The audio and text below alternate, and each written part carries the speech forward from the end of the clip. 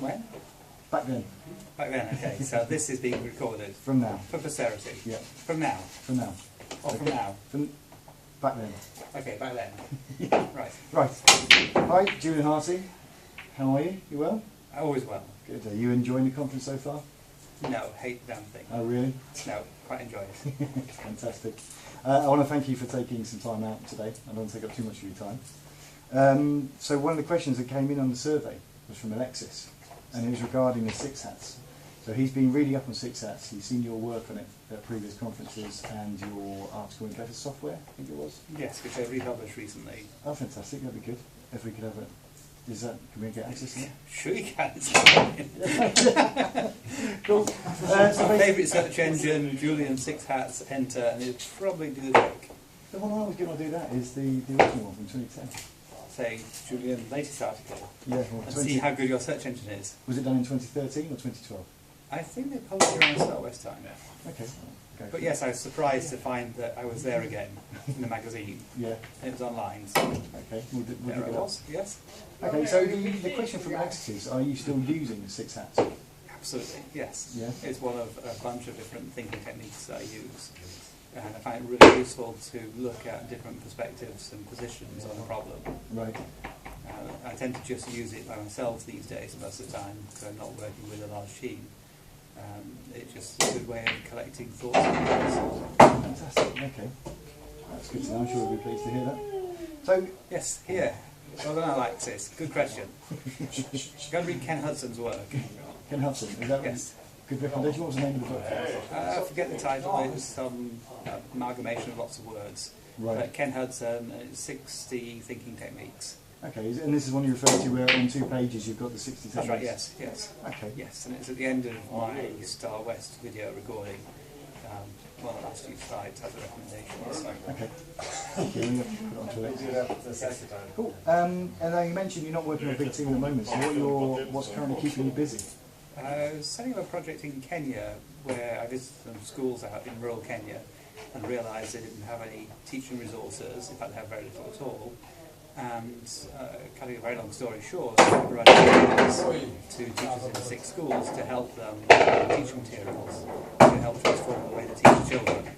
Most of the teaching currently is by rote, where the children repeat what the teacher says, and all the teaching resources the teacher has is a piece of chalk and a wall painted black. And now, for the first time, they have access to searching online, to Wikipedia, to e-books and curriculum material in Swahili and in English, which are the 2 national languages in Kenya. And it's being run as a pilot project with the 6 schools where we're gathering data on the results of that, using it to tune results and working with in-country support for the teaching resources and for the technical resources, so that hopefully the concepts and principles and practices can be applied elsewhere. And it's all the materials public and the practices are public and the learning experiences are public, with the hopes that other people can adapt and adopt the ideas if they choose to do so. Fantastic. And so what's the scope of the pilot project at the moment?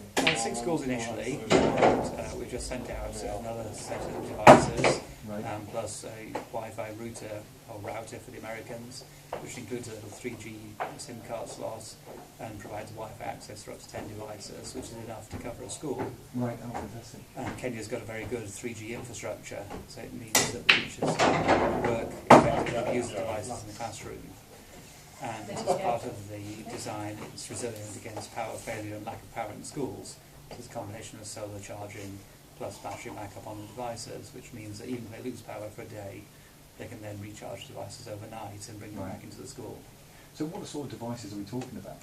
I'm working mainly with Kindle devices at the moment. The Amazon ecosystem is superb in terms of content distribution and being able to have things like wish lists online, so that teachers can put books on a wish list and then they can be bought for the teachers if we choose to. We'll be able to sponsor the projects because they don't have the money to pay for the books themselves at this stage. This is an area where people are typically earning less than $2 a day for a whole family, so paying $10 for a book is quite a lot of money, whereas for some of us, $10 is a trivial amount of money. So it means that we can sponsor the projects, and it doesn't need me to be involved. So I don't want to be the arbiter or the authority who decides what the teachers get. Anyone who goes to the wish list, and wish lists are public, can in principle buy the books directly and sponsor the schools without any intermediary.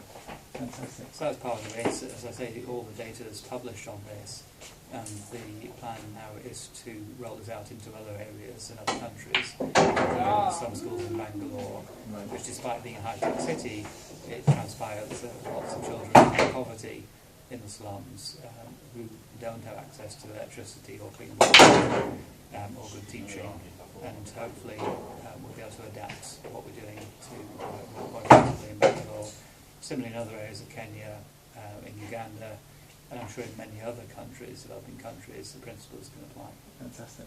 So if people want to find out more about this project, is there any information online they can go and find out? There is, but the URL is a pest for people who don't speak Swahili. Right, okay. So it's kusaidiamwalimu.org, which I'll probably spell for you. What we'll do is, if you write it down for me, I can put it up on the video. Okay, so let's do it that way, Yeah. because it's going to be a little bit hard to spell as well. Yeah. The idea is to help share as much as we can about practices. There's nothing that special about what we're doing. It's all using off-the-shelf devices, off-the-shelf technology, buying books that are already published. Right. So minimising the amount that we have to invent here is more a case of combining them and using engineering principles and practices, such as performance testing to work out the scalability of the systems and how many devices before you get a reduction in the use of the devices. So if it's 2 devices per school, or 4, or 6, or 8, or whatever. So that's the sort of stuff we're doing. Fantastic. Thank you. Is there anything else you'd like to talk about? Anything burning issues or niggling away at your brain? Not that there's tons of things I could probably rabbit on about, but I'm not sure it would be useful for you. Excellent. Okay. Well, thank you for your time, Julian Harty. Be good, and we'll see you at the conference. Yes, thank you.